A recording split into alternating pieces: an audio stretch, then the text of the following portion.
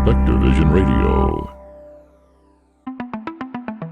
While our government's official position is not to speculate on this subject, we can choose to let our minds explore other possibilities, to use our imaginations.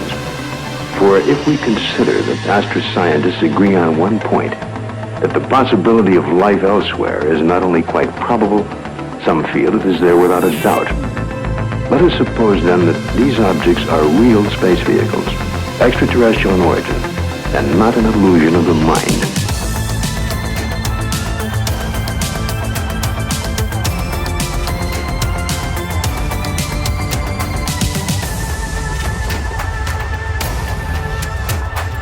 I'm Ryan Sprague, and you are now somewhere in the skies.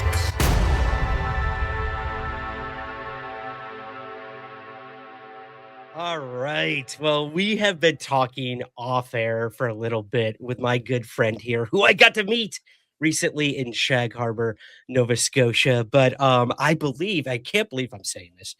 This is the first time you've been on the show, my friend. So welcome to Somewhere in the Skies, Darcy Weir. Thank you, Ryan. It's a pleasure to be your guest, and we finally made it happen.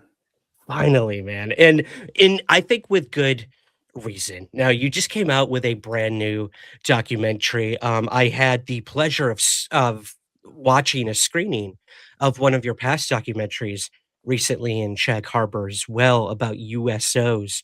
So we'll touch briefly on that, but today we're mostly going to be talking about kind of your series that you have going on with Dark Alliance, with the new film Dark Alliance, The Next Generation, which covers the secret space program and the colorful array of individuals who have found themselves wrapped up in that, including yourself now. So we'll break all of that down. But before we do that, let's talk a little Shag Harbor. Now, this is my first time meeting you in person. I got to go to like a former military installation with you and Paul Kimball and Mark D'Antonio. And you were the guest moderator at this event as well. So tell us a little about Shag Harbor before we get to Dark Alliance. Yeah, Shag Harbor obviously is a gem conference to go to in Canada, just given that there's not many. And this is kind of like Canada's Roswell incident, where a craft allegedly crashed into the ocean off the coast of Nova Scotia. This was the second time that I went, and I really enjoyed it. Unexpectedly, I was a host of the show. I showed up, and Martin Willis was on a ferry back to the United States because his hip had gone wrong. And I was looking at Chris Stiles and, a number of the other people kind of flustered, and I was checking in. I said, "You need a new host?" And they said, "Yeah, sure, if you want to do it." And I was like, "Yeah, let's try." So they gave me kind of like a script to read that weekend, and I ad-libbed a bit, made fun of Mark D'Antonio as much as I could. He made fun of me as much as he could. Yeah, and it was just good hanging out with UFO folks and talking history and what we're most curious about.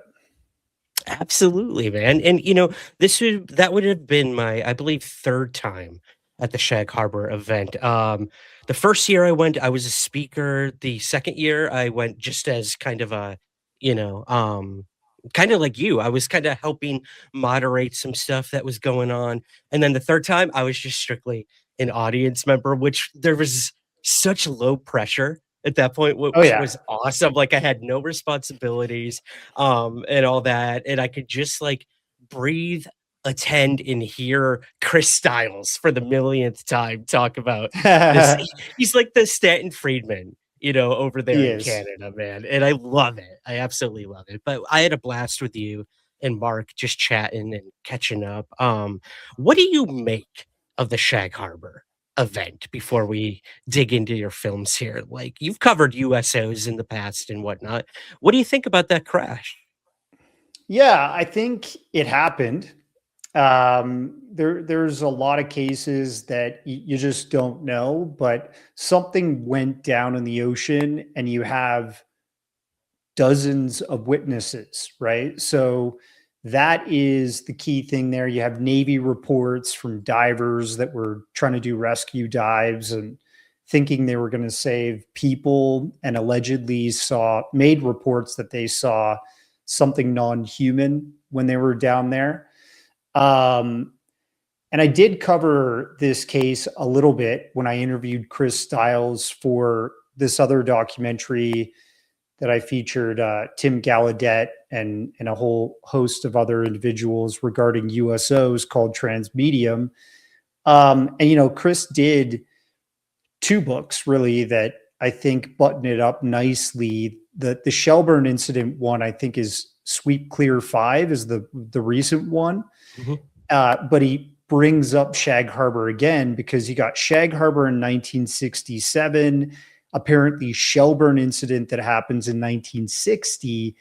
And it's almost like the same circumstances. Like they're doing, the Navy in Sweep Clear 5 was actually doing an exercise with mines, I think, in the ocean. And then they came across non-human entities and a craft when they were doing this exercise. So divers were involved again, and apparently they went to DEFCON 1, which allegedly has never happened before in history, but the captain's logs from that voyage, that exercise, says that they did. So maybe they just scrapped it from, kind of erased it from history. I think it's a pretty clear situation where something happened, and whether I guess like it's another one of these cases where you think aliens are involved or something non-human, right? People are even saying these days with the crypto-terrestrial theory that maybe there's just something in our oceans that has mastery there at depths we can't go, and technology, and maybe they've been here longer than we have, or just as long, and they stay in their domain and try to stay away from us. I mean, I'm open to that theory too.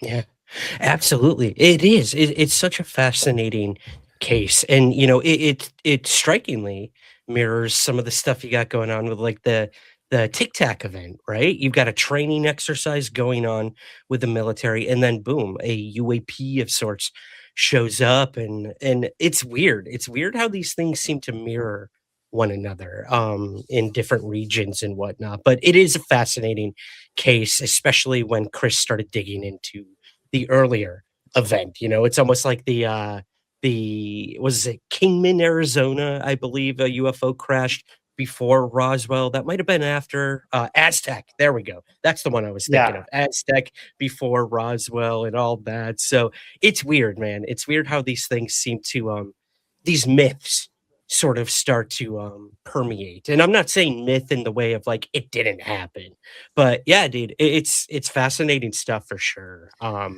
Yeah. And I mean, like, yep.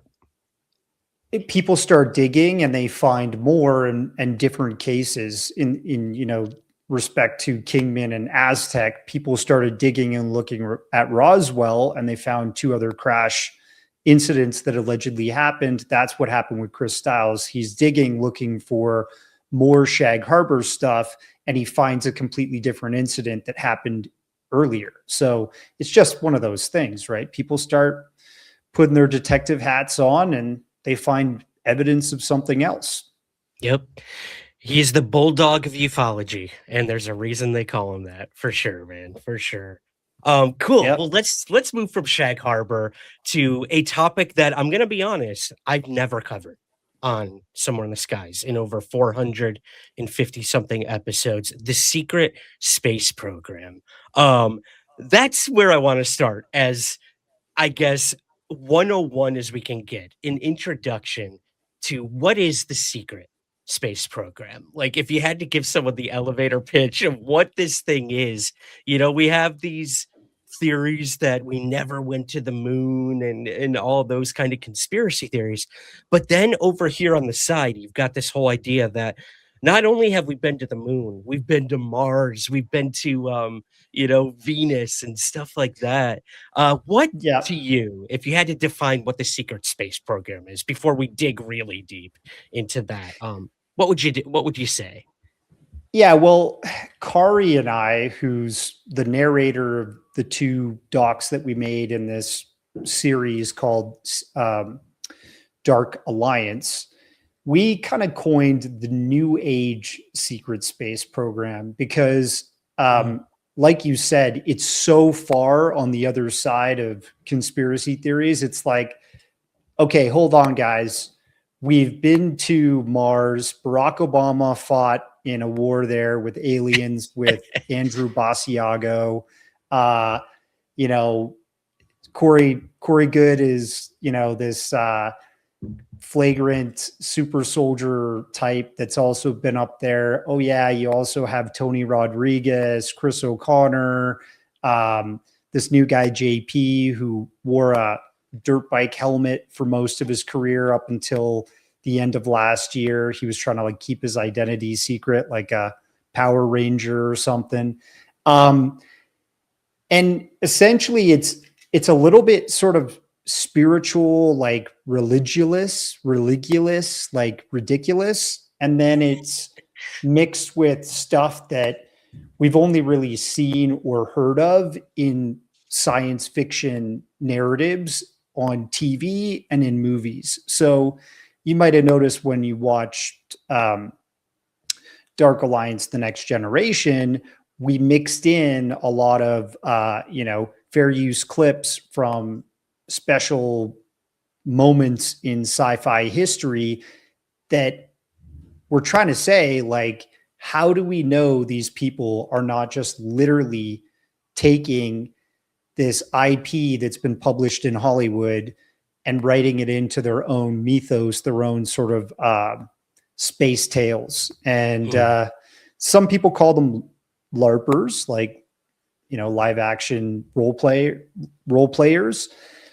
I think there could be a good case for that. And the thing is that we opened up the show talking about some historical cases that there's documentation, multiple people giving testimony to prove that something actually happened off the coast of Nova Scotia involving possibly a crash craft and maybe people seeing non-human intelligence.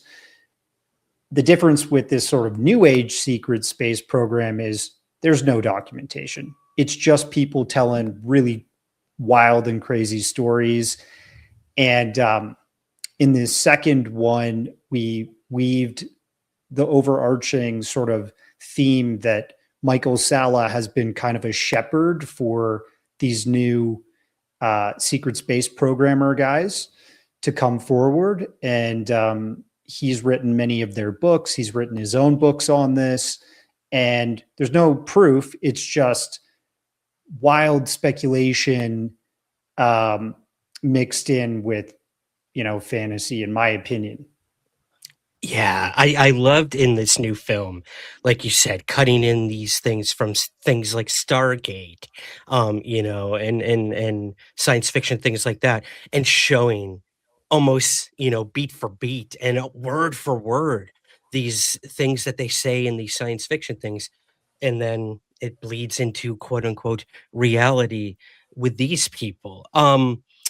So I want to kind of attack this head on with this. Now, you do interview some of these people who do claim to have worked for the secret space program, in both of your films.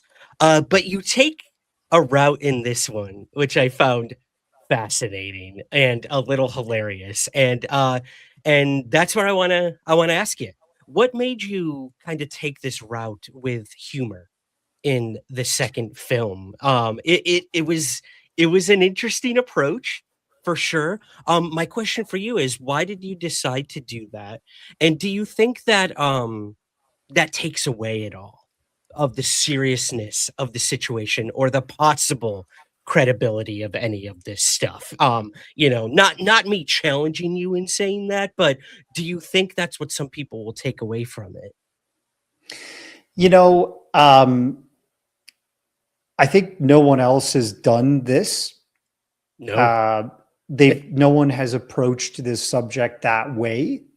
And I think it's important that somebody has, because if you want to go watch a new age secret space program, LARPy fantasy TV show about this stuff, go tune into Gaia TV, because they're the guys that have really picked this up and quarterbacked it over the past decade. I mean, they've been funding it with tons of marketing dollars, from promoting all these people, having them on their show, and creating whole series based off of, called Cosmic Disclosure, based off of this being very serious, right? Mhm. And I think somebody has to step up and say, wait a second here. Like, are we getting a little carried away? I think discernment is needed.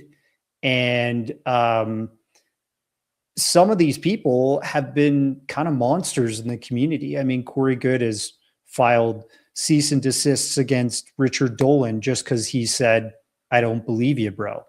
And he's levied massive legal attacks against Gaia, against their whole upper brass, Jay Widener, the former head of production there. They had a whole doxing campaign and went after Bill Ryan, who started Project Camelot, when he first came out saying he didn't agree with this story. And they doxed his home down in, I believe it's Ecuador. You know, all of these sort of things that don't seem very valiant or super soldier to me. You know, if you're a hero, you don't have to act like a coward and a villain and go after people in the community. And look, like, we have a very interesting era that we're living in within the UFO phenomenon, the community. We have tons and tons of people coming forward as whistleblowers. And then you have experiencers on the other end, right? Civilians or just people that are from all different walks of life. And I don't discount those people. But then you got these kind, which also call themselves whistleblowers, and they have no proof of military backgrounds, but they're kind of playing that role. And they're feisty, you know? So I just figured, why don't we just make some of this a bit more tongue in cheek and say, you know, here's the history of these people saying this stuff. Some of them have been arrested, put in jail for fraud. In the case of Ralph Almagren, who goes by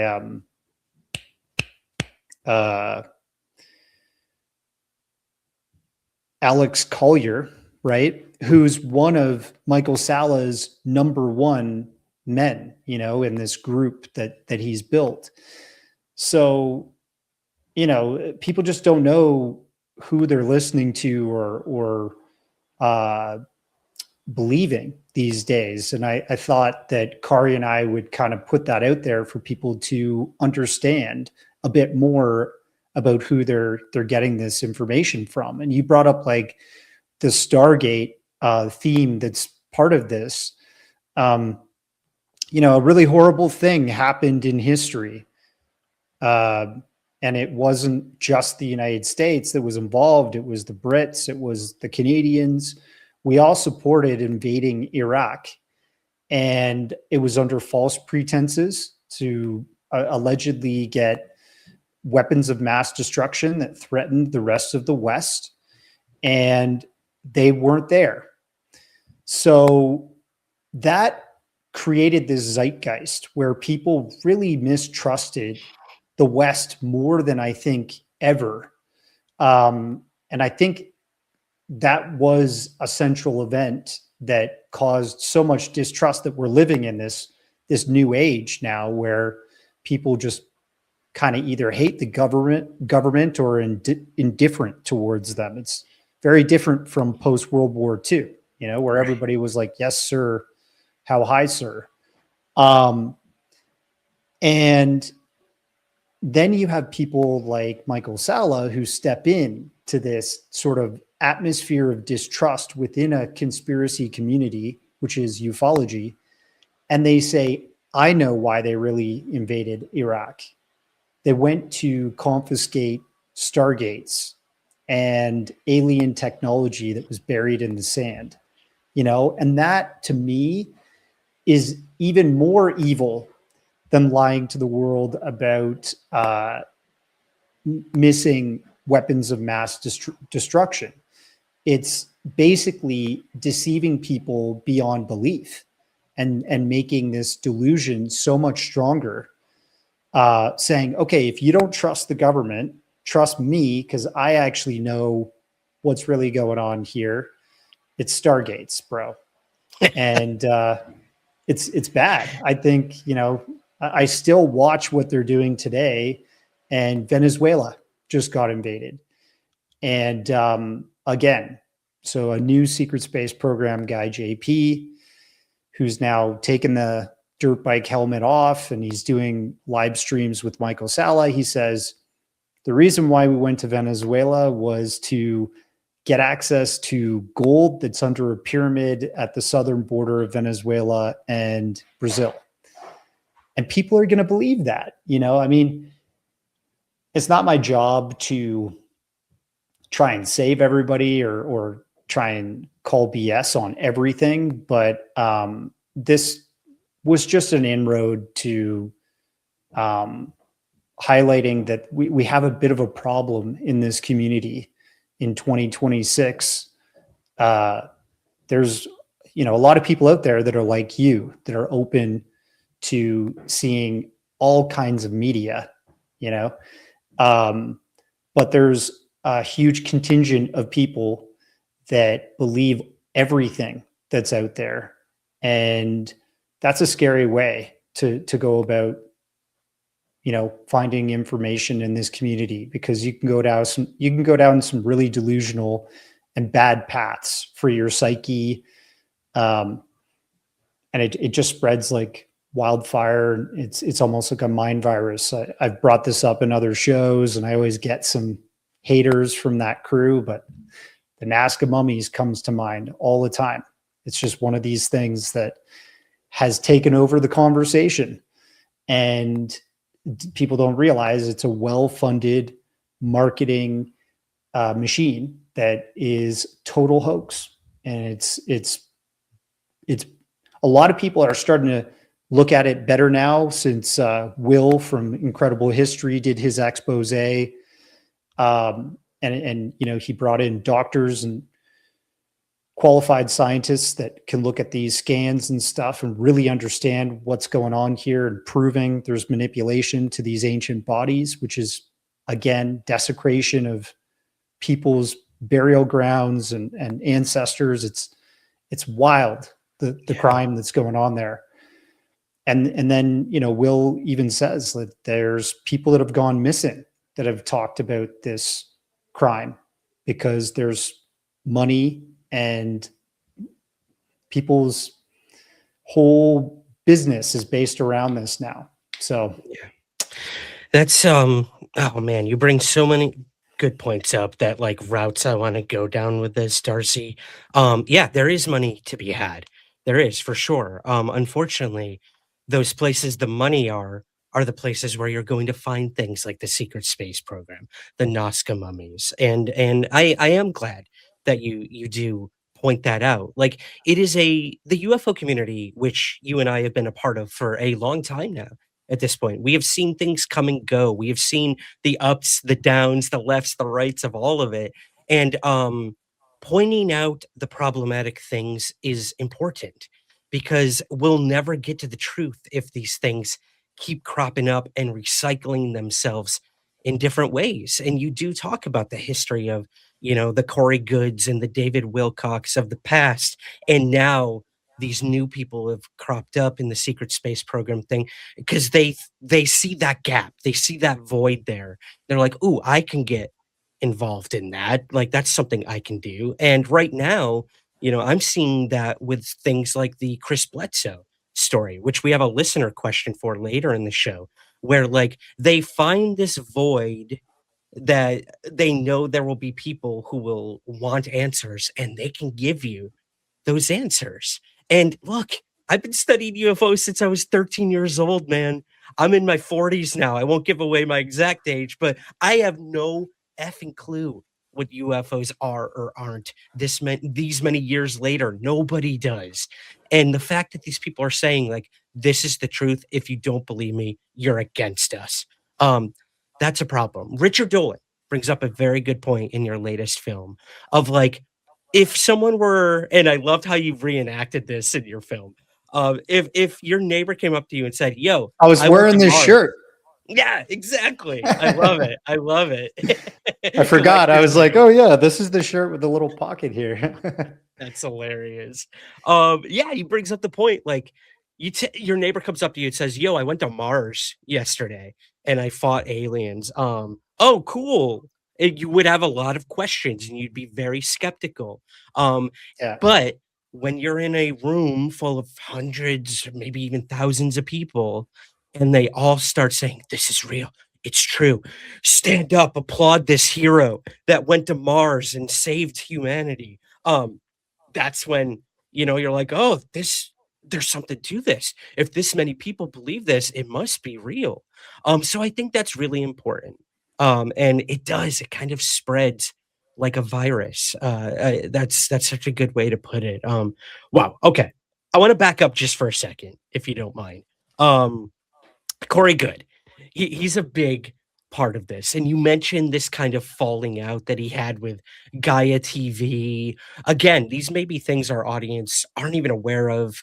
You did say what Gaia TV is. Just guys, go look at Gaia TV and see the types of things that they put out there. It's mind-boggling.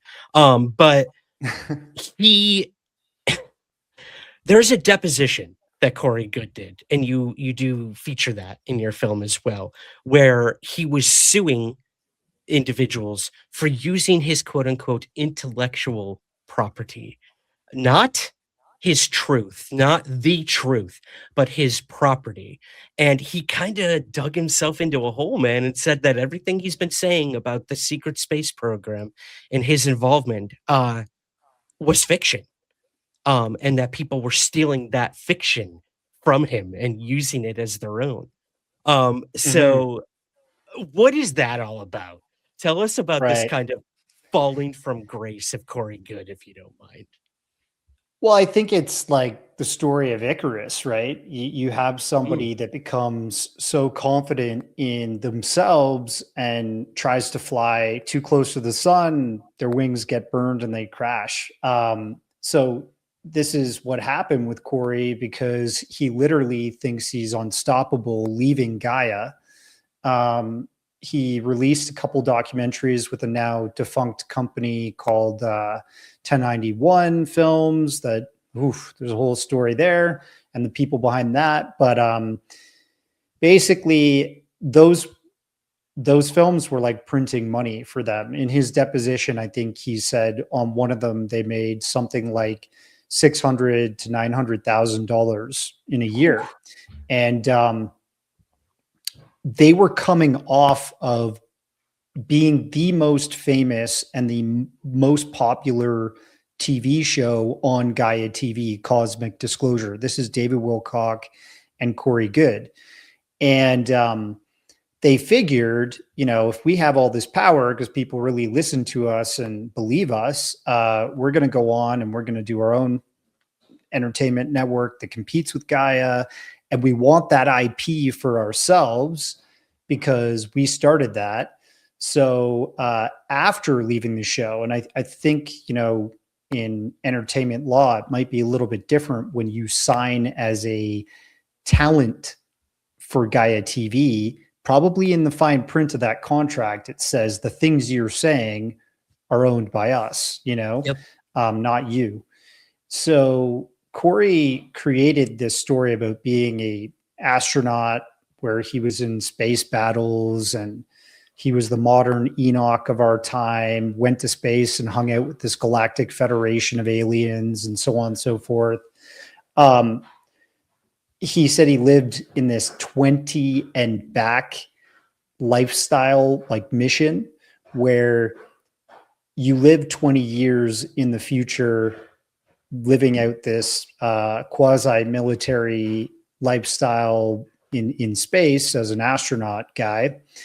And then when your term is done, they bring you back to Earth and your age regressed into a sort of Benjamin Button style technology back into your original self when you were 16 on this planet or something, or you're put into a cloned body. It kind of became very nebulous and not really well explained by many of these secret space program whistleblowers that have come forward over the years.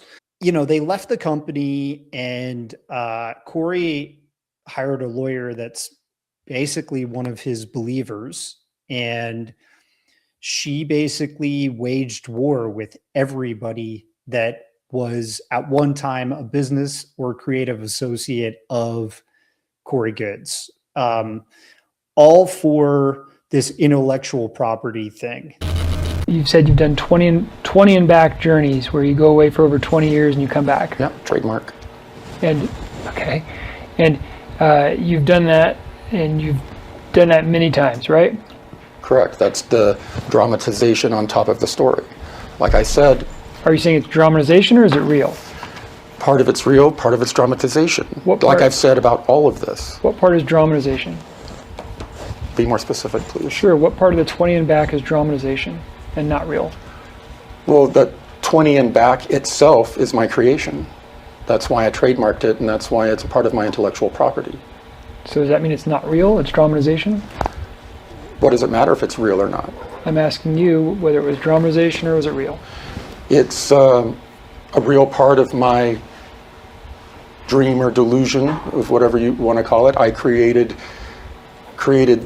all of this as on top of the training that I did have and the experiences that I did have. I extrapolated this stuff out and created it. Okay, but it's part of your dream or delusion, you call it, correct? With whatever y'all want to call it. Well, what do you call it? I call it my intellectual property. Okay. And you state you've gone away for over 20 years and you come back and you haven't aged, correct? Well, the 20 and back story in the book is that you're taking off planet, you serve 20 years, your age regressed, and you're put back in time to where you were first removed. Is that the story or is that what happened to you?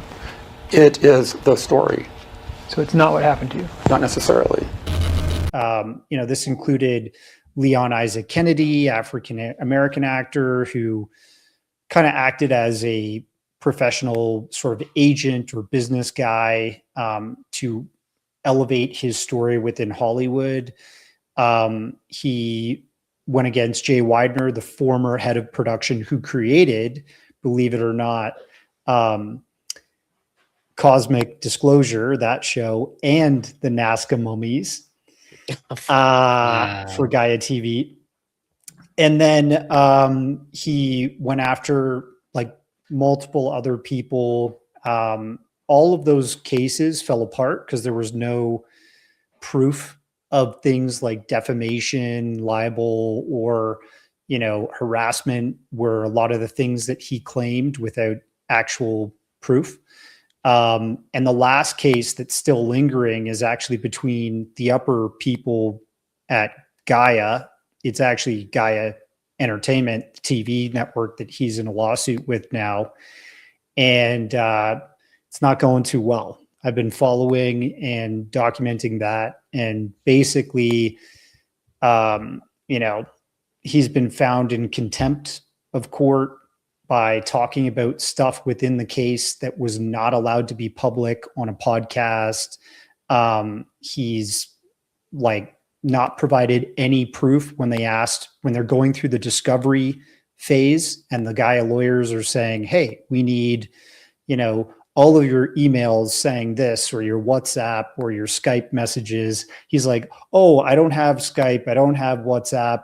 My email, I deleted, like every excuse you can think of, because, the end is nigh and the gig is up, and these people that have made really bold and wild claims and then harassed everybody that they wanted to take power from,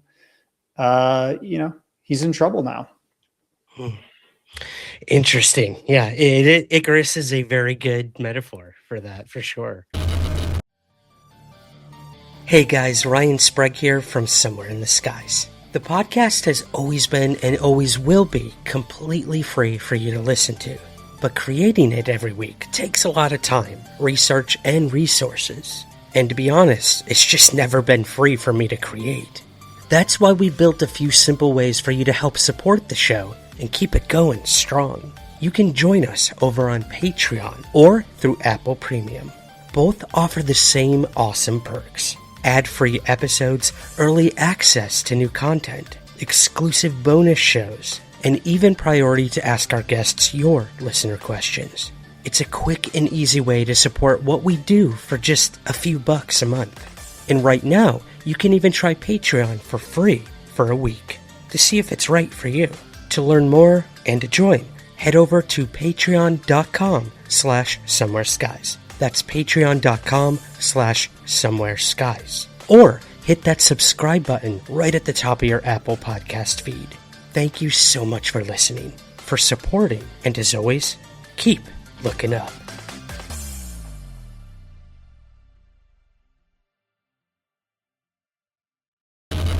There's a validation tactic that a lot of these guys use in the secret space program thing, whether it's like, oh, I can't prove it because it happened in my mind. It was consciousness. I didn't like physically, in time and space don't exist when they take us up there to fight these secret wars with the aliens, all that sort of stuff. Of course, there's not going to be documented proof.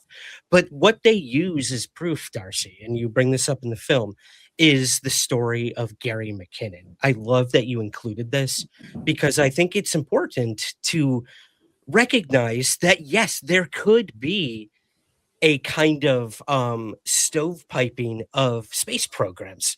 Government funded NASA, private companies like whatever, SpaceX, but then the secret space program. And Gary McKinnon came forward and showed some receipts and said, I mean, in a sense, he did.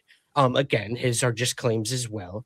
But to the point where he was almost extradited to the United States for hacking into NASA and government files and all that, and the things he found. Here's your list of charges. You hacked into the Army, the Navy, the Air Force, the Department of Defense, and NASA, amongst other things. Why?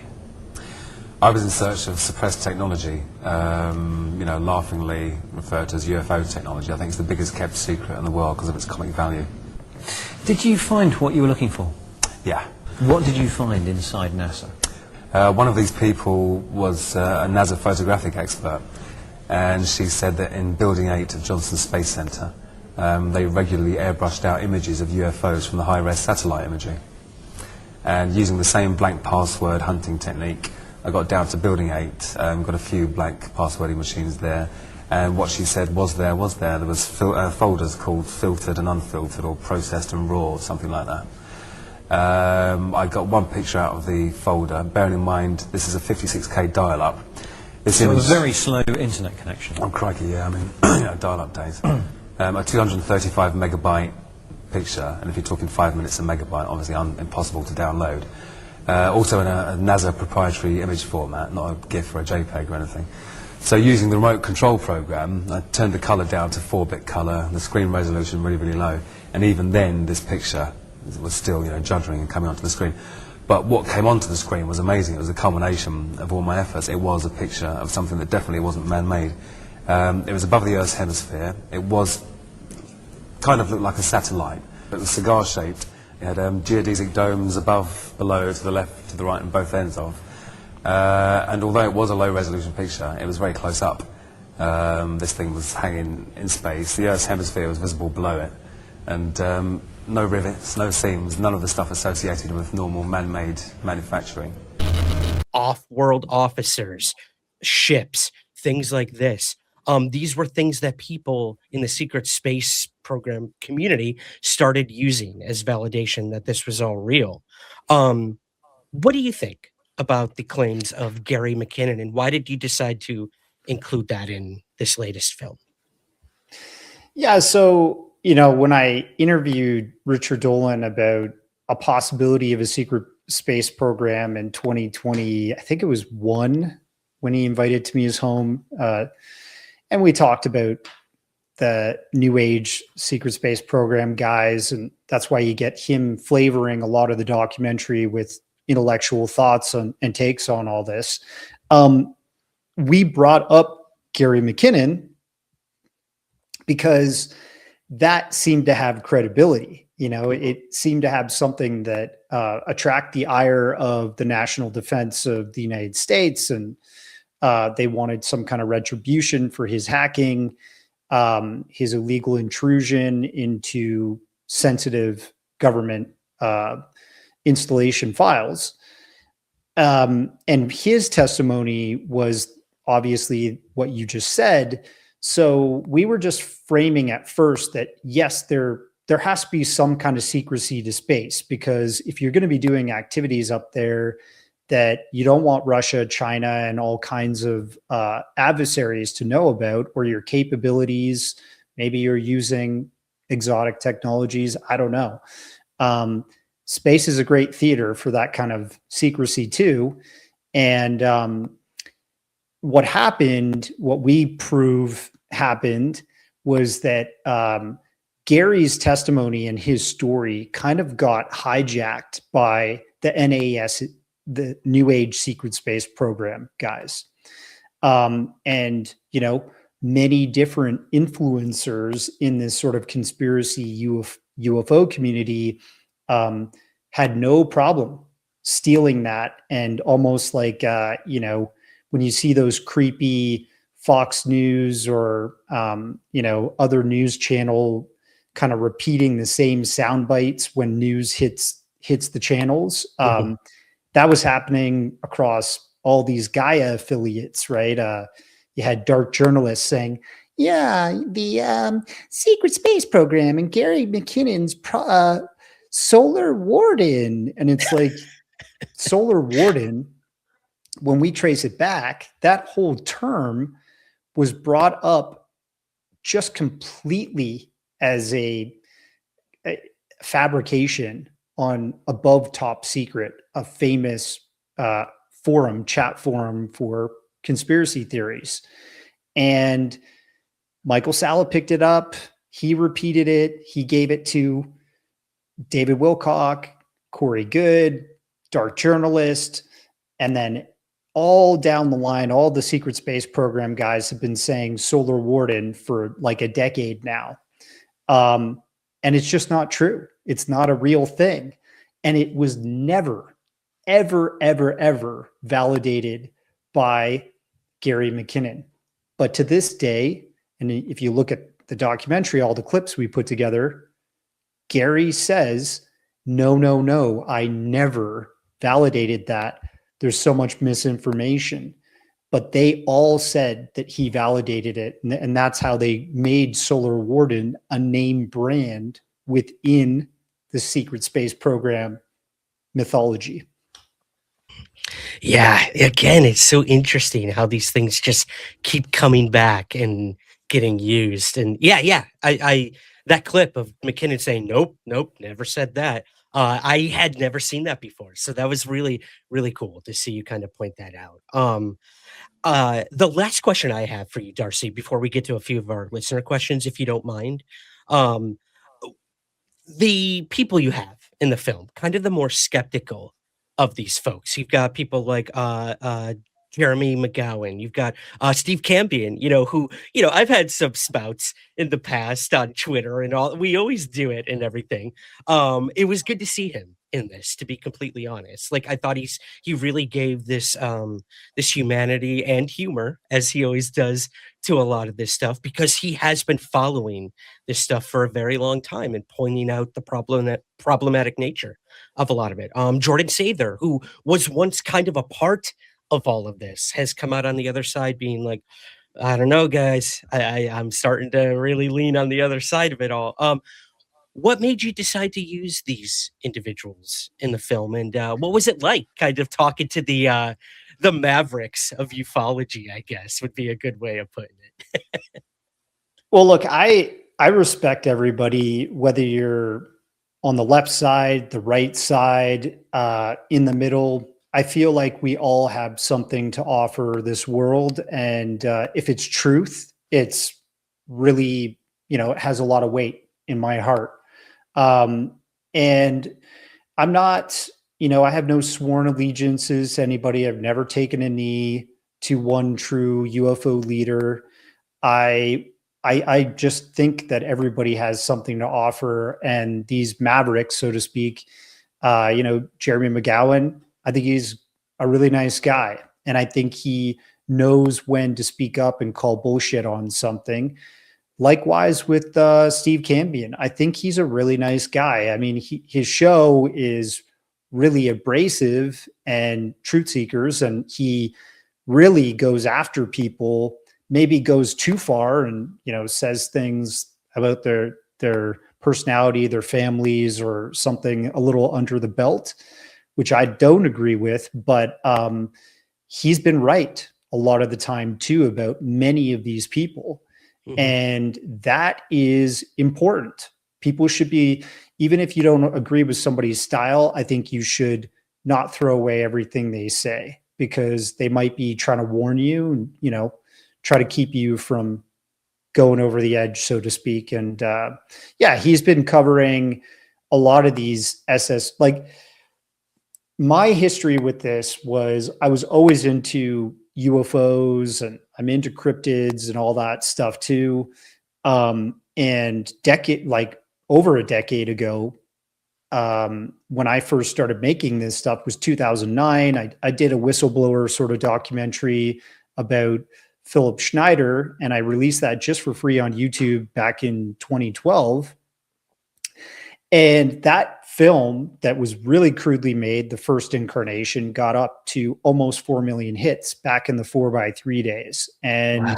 I realized that this is like, people connect with this stuff. I'm not the only crazy guy that's interested in the possibilities of UFOs, non-human intelligence, cover-ups, and all that stuff from the military, the governments around the world, yada, yada.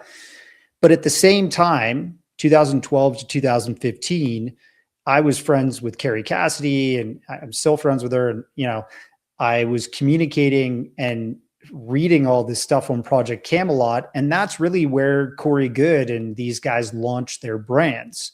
So I was hearing about this stuff back in 2014, 2015, and being like, what the heck is this, right? And even then I was using my discernment and being like, this does not seem to, like, if this is real, wow, blows my mind.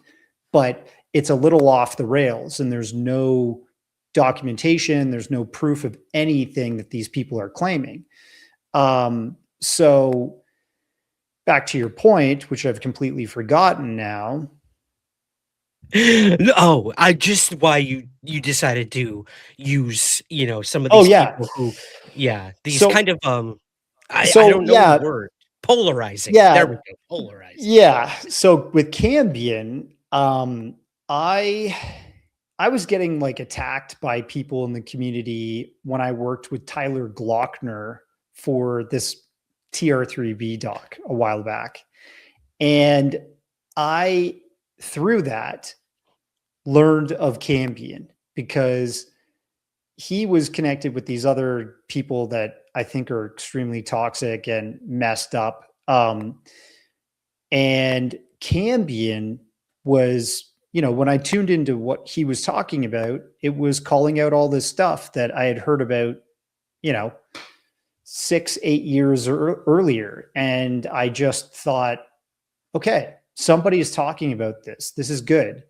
And I don't mind if people come at me either. I think the world is a mirror, and sometimes you look at that mirror and you see things about yourself that you don't like, but it sometimes is the truth. But sometimes it's a clown, circus mirror, and that mirror needs to go get fixed. So with Cambion and these guys, they mean well. At the end of the day, they don't want people going down the wrong path and completely losing their minds.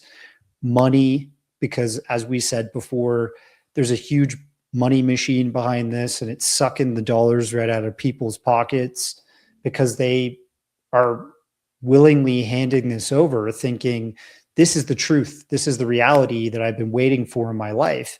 Just take all my money. In certain ways, I'm not going to explain all that to people, but they can figure it out for themselves. I think there's value in that. And that's why I decided to work with these people in a very roundabout way. It just connected with me, and I'm not going to go make 15 documentaries with them, but to tell this story, I needed people that would go there, that would really make brazen, confident conclusions about what these other people in the community are saying. And I think it was good. Yeah. I again, like, I've had my problems with some of these individuals in the past, but at the end of the day, I believe you are right. They have the best intentions. How they go about it might not be what you or I would do, but I do firmly believe that. And we should keep in mind too, a lot of these more skeptical people you featured in your movie, they are experiencers. They are witnesses to UFOs, which brings another human side to this. Like, they're not just someone who has no idea what these phenomena can do and how they can affect people, because they have been affected by them. Jeremy McGowan has a crazy UFO story. I featured it in one of my books and whatnot. And Cambion has had a UFO sighting as well. So I think that's important to keep in mind too, that, like, these aren't just people who came out of nowhere, have no idea what these phenomena are or aren't, because they have brushed up against them at times. But yeah, like you said, like, there's a million stories out there. And that's kind of what I do. I collect those stories. I don't pretend to have evidence for a lot of these testimonies that I have featured in my books and on the podcast and stuff. But these people believe these things happen to them. Some of these secret space program people might firmly believe that these things happened to them. But for every one of those genuine people who think that, there's someone behind them who will be like, how can I make some coin off of this? And you point that out. And I think that is very important. People want their beliefs validated. They will pay any price to get that, for sure. So yeah, again, kudos to you for featuring these guys. And I do firmly wish them all the best. Any of these individuals who may have had spats with in the past or don't agree with on certain things. This is me, Darcy, using this time to give a peace offering to those people. And I'm glad you did it, man. I am glad you did it. I am. Yeah, no, I mean, in all honesty, I've had people, see the film and say, we're not even gonna have you on because you had that person. And you are a person of stronger character because you're like, sure, let's talk about it. Like, it's an important story. And, for some people, they're just so against engaging with the people that are spoken about just a moment ago, that they just will not in any way let me get this word out about this research and documentary that we've done. So it is what it is. Yep, exactly. I love that. Well, hey, I got some listener questions. If you don't mind sticking around. Absolutely. I told you we'd talk for what, 45 minutes. That's not happening. Let's get to the first one. I'll try to breeze through them with you, buddy. Rachel on Patreon asks, our Patreon subscribers get priority. So a few of these will be from our patrons first. Hi, Darcy. Really enjoyed your USO documentary and excited to watch the Dark Alliance movies back to back. But my question is actually about Chris and Ryan Bledsoe.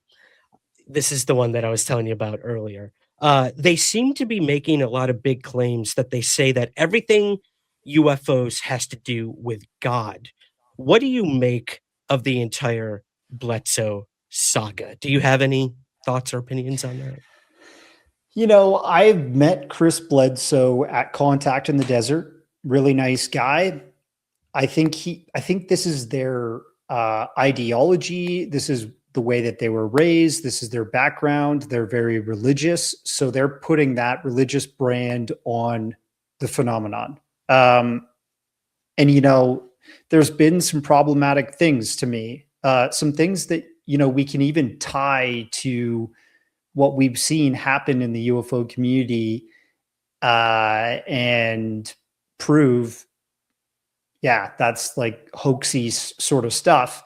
So, for example, a friend, Dan Zetterstrom, he posted on Twitter a few months back now, like basically calling out Chris's son, Ryan, for posting a piece of video footage, which was obviously a bird flying in front of maybe a night vision camera. And because you could see the wings, but because the low res FLIR quality of the camera, because a lot of these security cameras have you turn off the lights and the black and white sort of FLIR turns on. Infrared, maybe not FL, but IR turns on. And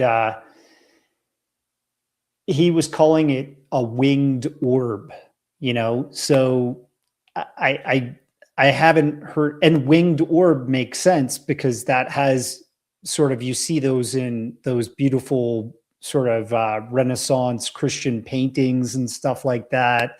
So, it gives to their followers that is a thing, but to people that are sort of more nuts and bolts and a bit more logical about the phenomenon from a non-religious standpoint, we want a bit more than a sort of winged orb explanation when we see a video that clearly is a bird flapping its wings coming into view. So it's just, and then, Dan just questioned it and he got blocked immediately and told off too by Ryan. And I think that's problematic. We should be able to talk about this stuff and be like, oh, shoot, you're right. That is not a winged orb. That's a bird, And another thing that I will say that's disconcerting, two things, okay? Your people get a special take that is not very popular out there right now. Setting dates for mass contact, alien ships and stuff, like big non-human intelligence making themselves present, has been set many times in the past by David Wilcock. Or Apocalypses Happening by David Wilcock. He was saying 2012 that the world was going to basically end. We show that in Dark Alliance. It kind of came and went. We're okay. We hear about this over and over again from people. And Chris Bledsoe says 2026 in April, the aliens were going to arrive. I think it was a few weeks ago, he said, oh, scratch that. It's going to happen later this year. And that's what David Wilcock has done over and over again. He pushes dates when these apocalypses or mass arrests of all these politicians that he's predicting to happen. You just push the date. So that's a problem. And I see the Bledsoes doing that, trying to be prophetic, like a prophet, Nostradamus style. It's 1 in a billion, you know what I mean?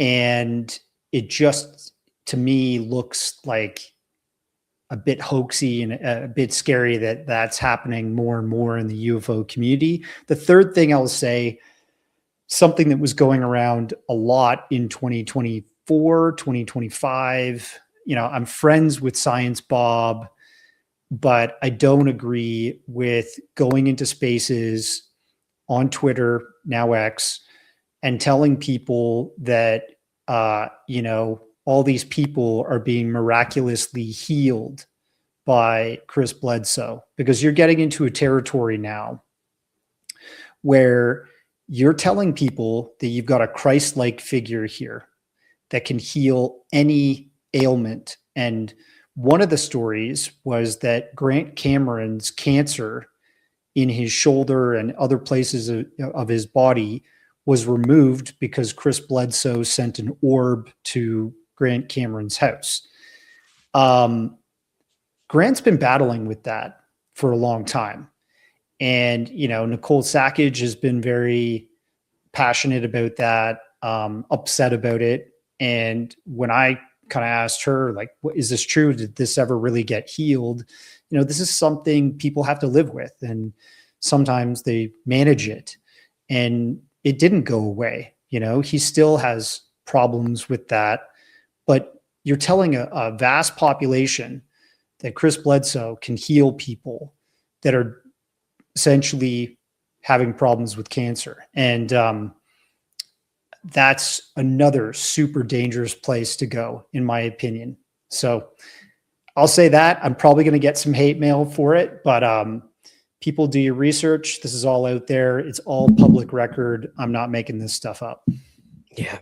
We have covered some of the controversy with Ryan Bledsoe and Chris. And, I do believe Chris had a genuine UFO experience. I will never take that away from him. I also won't take away that he viewed it through the lens of religion and spirituality. Many people do that. I have no problem with people's religious beliefs. Believe what you want to believe in. We all get one chance at this life. Like, God forbid, you have some faith or hope or something to believe in. So that's not the problem. It's you're right. The problem is when you start saying, I can teach you to see UFOs, and you will see the UFOs that I see, and they are Jesus, they are God, they are this. And all the other people who see UFOs, it's all bullshit. Like, that's demons, or those aren't actual UFOs. The only UFOs that exist are the good ones, and we can make you see them. That's where I have a problem. And healing ailments and dates of the return of Jesus. Like, dude, come on. Like, is this really? We've seen this so many times in the UFO field, and it just astounds me that people will continue. But again, new people get involved in the topic all the time, and they don't know. They've got the blinders on, and you can't fault them for that. All you can do is point these problems out, and that's what you've done. And that's where I'm getting in my research. Like, I've become much more skeptical in the UFO field, but at the same time, like, I still firmly am here doing this, and I believe that there is a core phenomenon happening. I think you would agree. I don't want to put words in your mouth. I do. But Yeah. I mean, I've seen UFOs myself. So Right. I think Chris Bledsoe and all these guys might have seen UFOs, but they're just coming at it from their ideology, their background. And a lot of people out there, look, in the United States alone, there's 221 million Christians, right? That's a huge amount of the population. So that is a huge base for you to speak to when you say these are demons, these are angels, they're God. You already know that. So when you see something that's anomalous phenomenon, that you can identify with that, right? I don't identify with that. And there's nothing in the reverse perspective. If these people are listening to me, they should have no problem that I don't come from their background. If they're true Christians, because they should love their neighbor, love their brother, even the atheists, but at the same time, it's just the other problems that have come with it, the prophetic stuff, the healings, the, not calling a bird and stuff like that. You just kind of, everybody's got to humble themselves a bit. And when it goes down this kind of like culty trajectory where the leaders are saying everybody else is bullshit except for us, you have to follow us, that's where, it becomes a major problem, and it keeps happening, right? I mean, look, Billy Meyer and Michael Horn, they've been doing that. Everybody's bullshit except for them. The Book of Talmud, maybe the Bledsoe's got a book, a Bible coming out like the Talmud or whatever that Billy Meyer was pushing, and there's so many others. But I think at the end of the day, we're all seeing something that's anomalous. That's the core thing. We should be able to get along about that. And when somebody gives you negative feedback, try to onboard that and change and move on. Let's all move on together. Amen. Church of Darcy Weir. I agree, man. We've started a religion today. Did you think that was going to happen? Oh, no. Amen, brother. Amen. Amen. All right. Brian R. on Patreon asks, how is Darcy handling the obvious blowback from the community, the secret space program community? Have you gotten any threats or did people, this is a question I had too. Did anyone pull out of the film that you did end up featuring or anything like that when they kind of saw what you were doing? Or how's that been dealing with the aftermath of these films? So, most people, anybody who's involved in the film signed off. They signed an NDA, they signed a release, right? Mm-hmm. So I have that from Tony, Chris O'Connor. It is what it is. I've put out public record stuff. I'm not slandering or using libel. I'm just putting out what they say, and we investigate it. And I like Tony Rodriguez. I think he's a really nice guy. I think Chris O'Connor also nicest guy ever. These are I think they mean well too.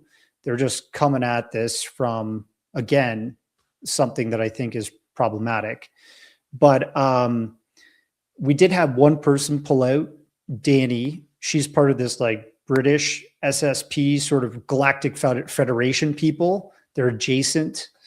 A lot of these people are kind of warring with each other, and that's why we kind of say at the end of the film, it's this battle for contactee supremacy.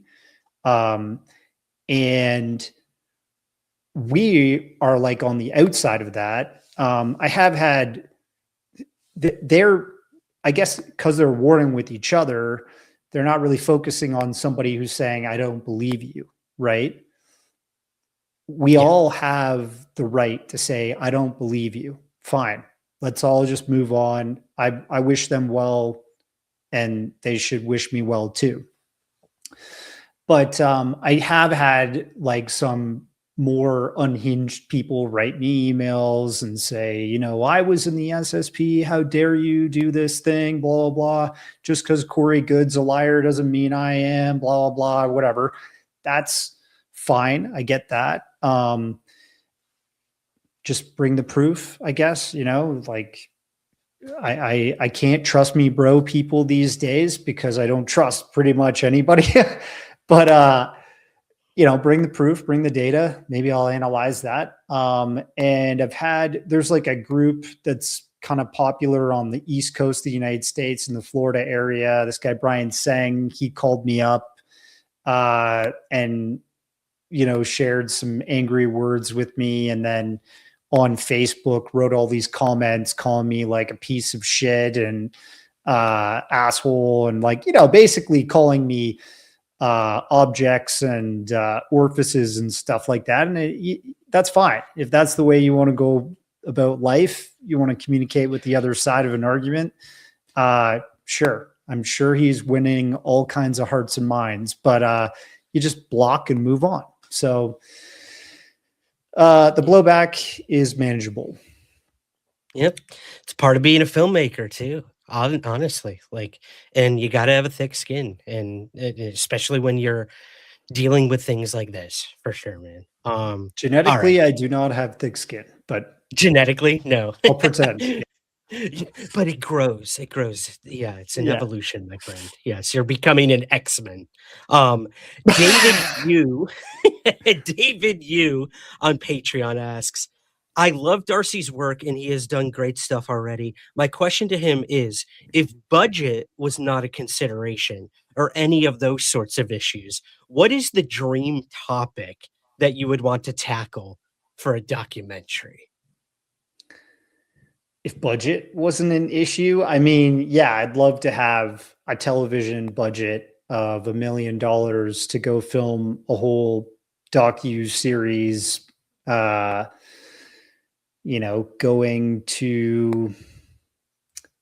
across Canada, actually, because Canada has got a really cool history with this subject. Falcon Lake, you got the Shag Harbor stuff, Shelburne incident, and just like the Canadian files could be something that could be really well covered. It's just the money, pretty much, and a lot of this, you've been on television before. A lot of that stuff is like overproduced, and the writers don't really know the topic. Yep. And they got whole teams of people just trying to put together a reality TV show, really, with a bit of the sort of UFO intrigue. Kelly Chase, all these people have had their crack at it. My style is more like infotainment, like real documenting of things. And I don't know how that would translate if I had a big budget to do a show, but I would still try to make it like one of my documentaries. I would try to bring as much evidence to what's being covered as possible. But the Canadian one would be cool. I could just segue into stuff I'm working on with my micro budgets, but Please. Yeah, I'm doing one about a murder that happened in the UFO community. That's kind of like a passion that I've been going after, putting that together, writing it, pitching it and all that stuff for the past year. And I think we're almost there. So that's probably going to be a 4-parter docu series. And that will probably get some elevation to something more than just my, aggregator style documentary platforming. And then there's another one that I'm working on that I've shot a lot of primary footage for. And I've got another big interview planned, shooting in Vegas coming up. And that's going to be a unique way of looking at the whole phenomenon. I like to, in each one of my documentaries, tell a different story, a different angle, different event. And this is a totally different way to look at the overall UFO phenomenon. Let's say, the complete opposite of the Bledsoe's view. It's something completely, and it's not been covered before. I like to try and cover something that's not been flogged to death on the ground, something, a unique, stone to uncover. So I won't say exactly what it is, but that's another project. Ooh, color me intrigued, man. I can't wait. I cannot wait. That's a great tease. Okay. Last listener question here, Darcy. Dan H through email asks, people like Mick West, Stephen Greenstreet, Jeremy McGowan are aggressive skeptics, it seems. And some may say they risk damaging an already fragile discourse. But others say it's essential for progress. In an ideal world, what does a healthier UFO research community actually look like after films like yours? We kind of covered this, but yeah, do you want to expand on any of that? What would it look like?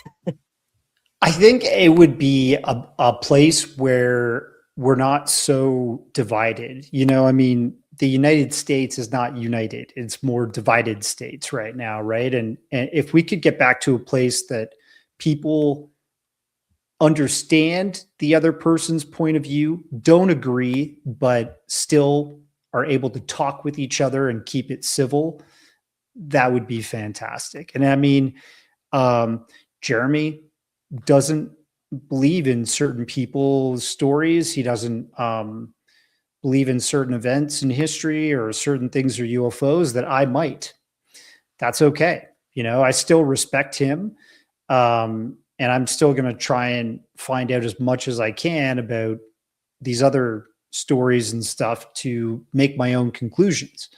But yeah, I feel like it would be, you know, if I did have that $1 million and I could film 20 episodes on a kind of Gaia type TV set and have two people sit across from each other, it would be every episode,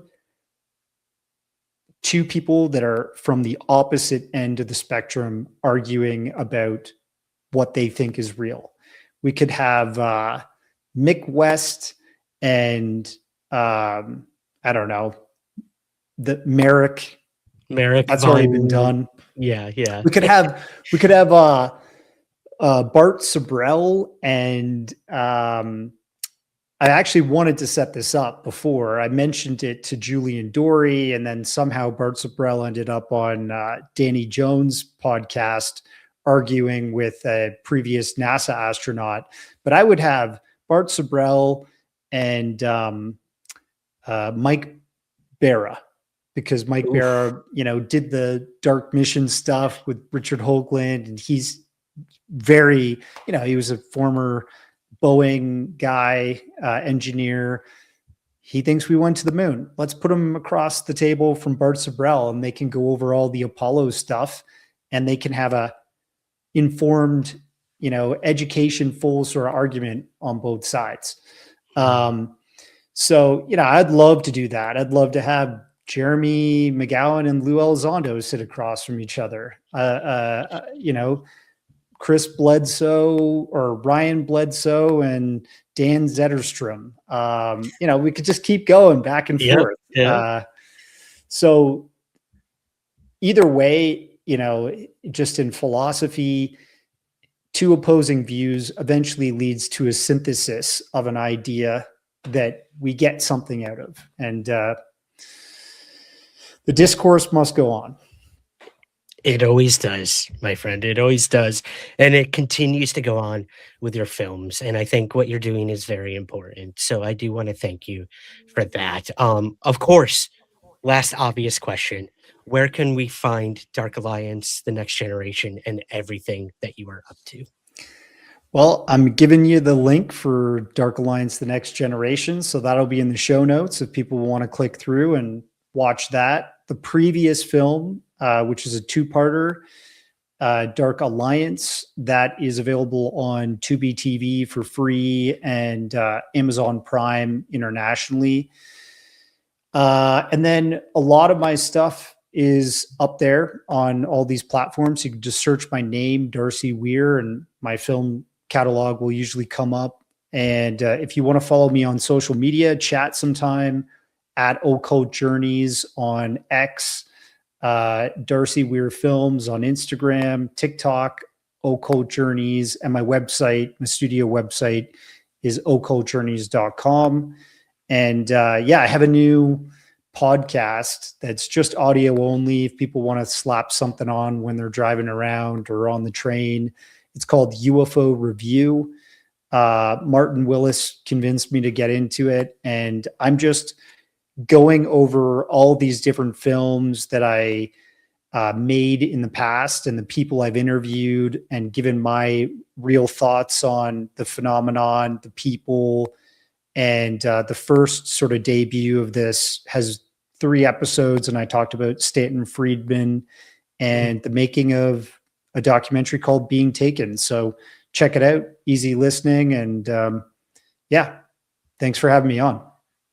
Oh, my pleasure, man. You've got a million things spinning a million plates, and I highly respect that as someone who knows what that's like. But at the end of the day, like you said, we all want the truth behind these deeply profound mysteries that continue to haunt our skies, our oceans, and everywhere in between. So again, thank you for the work that you have done and will do, and thank you for joining us on Somewhere in the Skies.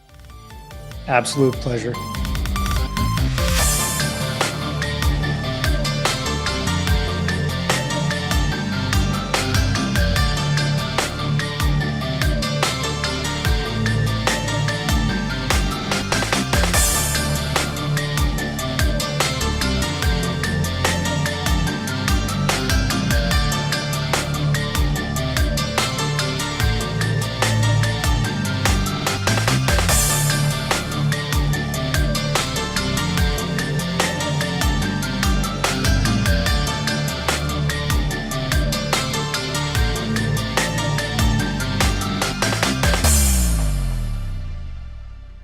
Somewhere in the Skies is part of the Somewhere podcast universe. Please take a moment to rate, review, and subscribe on Apple Podcasts and Spotify. To learn more about all of our shows, visit thespu.com. Spectrovision Radio.